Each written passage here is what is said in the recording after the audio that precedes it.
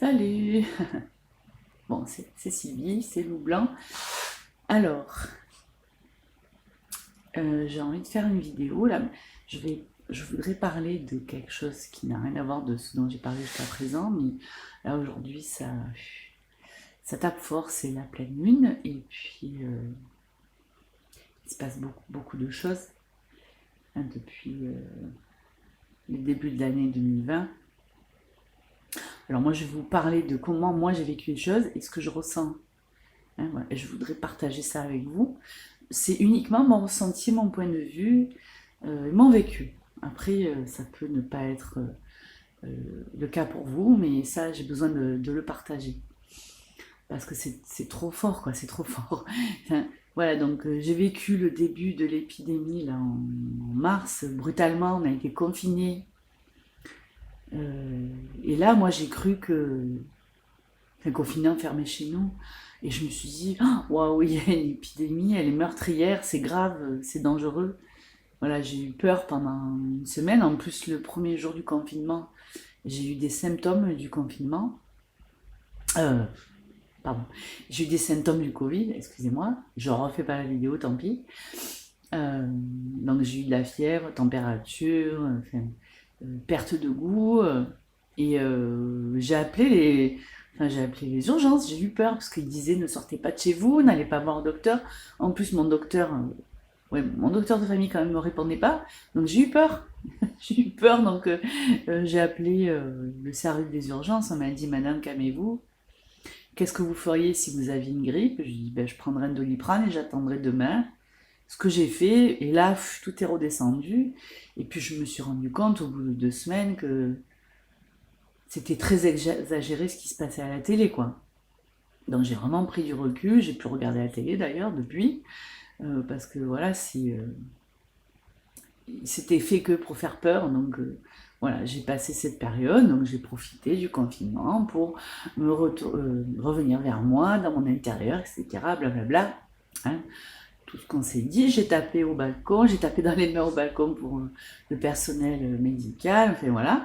On a été déconfinés chouette, donc j'étais super contente, je me suis dit bon, c'est terminé. Et puis, il y a un truc qui s'est mis en place là, hallucinant, des décisions du gouvernement complètement ahurissantes, pas logiques, les scientifiques qui parlaient de leur métier, quoi. Enfin, des hommes de science, beaucoup d'hommes de science, mais ils n'étaient pas écoutés, ils étaient même traînés dans la boue, remis en cause. Et petit à petit, le gouvernement, ben, il fallait mettre le masque dehors, dans la rue, tout le temps, tous les jours. Et moi, je regardais les vidéos des lanceurs d'alerte, de Raoult, enfin, de Toussaint, de Tubana, je sais plus son nom, enfin voilà. Et je me disais, mais et ça me rendait folle, quoi. Ça me mettait en colère et j'étais tout le temps dans cette énergie de ces basses énergies, hein. Et j'étais en colère dans l'incompréhension, enfin voilà.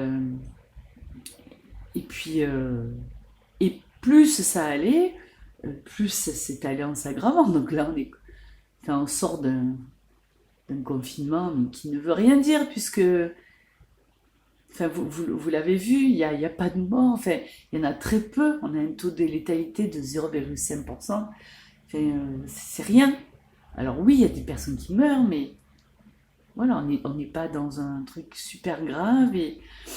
Mais si on écoute le gouvernement, on devrait avoir 400 000 morts. C'est aberrant tout ça, c'est aberrant. C'est aberrant. On ouvre les stations de ski, pas les remontes de ski. Enfin, bon, j'arrive pas à parler, je suis désolée parce que c'est. On ouvre les stations de ski, mais pas les remontes pentes. Donc on peut aller à la neige, mais on peut pas skier. Enfin, c'est des aberrations constamment. Alors on pourrait s'attacher à ça et sans arrêt pointer du doigt, mais regarde ça, c'est pas logique, tu te rends compte, machin. Voilà, j'ai vu des vidéos de personnes super en colère, voilà, crier, être rouge de colère contre le gouvernement. Alors, le gouvernement, il prend beaucoup de décisions ahurissantes, quoi. Alors, c'est dingue. Donc, hier soir, j'ai regardé le documentaire Hold Up. Et en fait, donc j'ai tout regardé. Et donc, Hold Up, il parle là de choses que je connais. Enfin, j'ai vu des vidéos, j'ai entendu parler. Je sais, entre guillemets, donc j'ai eu cette information, hein, c'est ça que je veux dire. Donc, mais là, c'est tout mis bout à bout. Et là, tu te dis, mais attends, mais qu'est-ce qui se passe, quoi? C'est pas possible, que le gouvernement il soit si con. Alors je vais peut-être être censurée sur Facebook, tant pis, ou sur YouTube, peu importe. C'est pas possible que le gouvernement il soit si con dans toutes ses décisions, son obstination dans le n'importe quoi. Enfin, à un moment donné, il faut se réveiller là. Il y a un truc énorme derrière. Il y a enfin, tout ça là, tout ce qu'on voit, c'est le haut de l'iceberg, mais derrière l'iceberg, il est monstrueux, il est monumental, quoi. Il faut arrêter de se scandaliser sur les décisions que prend le gouvernement et se poser, à un moment donné, se poser et se dire, le gouvernement, enfin ces gens, soi-disant, qui ont fait des études, etc., ils ne peuvent pas prendre des décisions aussi absurdes. Il y a quelque chose derrière. Il faut s'occuper de ça, quoi.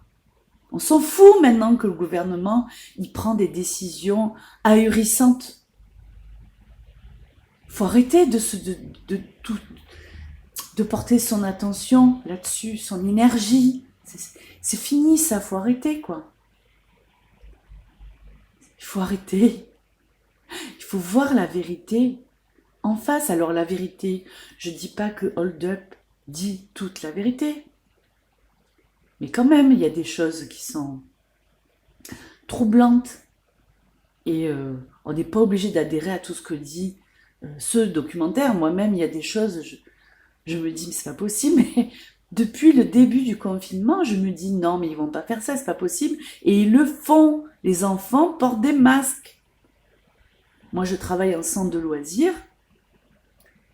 Dans les écoles aussi, les enfants portent des masques. Est-ce que c'est normal ce qu'on fait? Est-ce que c'est normal? Donc, on subit ça. Ouais, moi je vais dehors, je mets le masque parce que j'ai peur d'avoir un PV. Voilà. Mais on en est là, quoi. Toutes ces aberrations,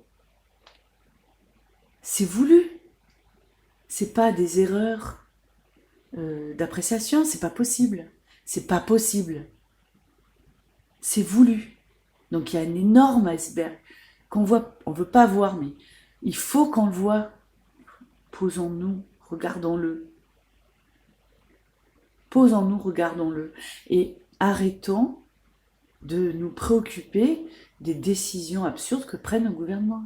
Il y a plein d'autres choses vachement plus urgentes à faire. Alors moi, je sais pas. Je suis toute seule dans mon petit village perdu. Là, je sais pas. Toute seule, je sais pas quoi faire. Mais j'en peux plus de voir tout ça. J'en peux plus. Alors, et je vais dans mon poste, bon, bientôt ça va s'arrêter, je ne peux pas faire plus de 10 minutes sur mon portable. Donc, il y a le directeur du CNRS qui a fait une vidéo par l'intermédiaire de l'IHU Méditerranée, et je pense qu'il est dans cette énergie-là aussi. Il y a de plus en plus, j'espère, de gens qui vont se rendre compte qu'il se passe des choses énormes et qu'il faut arrêter de se focaliser sur toutes ces décisions absurdes. C'est juste pour nous distraire sur ce qui se passe vraiment derrière, quoi. Occupons-nous de ce qui se passe derrière. Occupons-nous de ce qui se passe derrière. Voilà. C'est mon message de la pleine lune du 30 novembre 2001. Je vous embrasse et courage. À bientôt.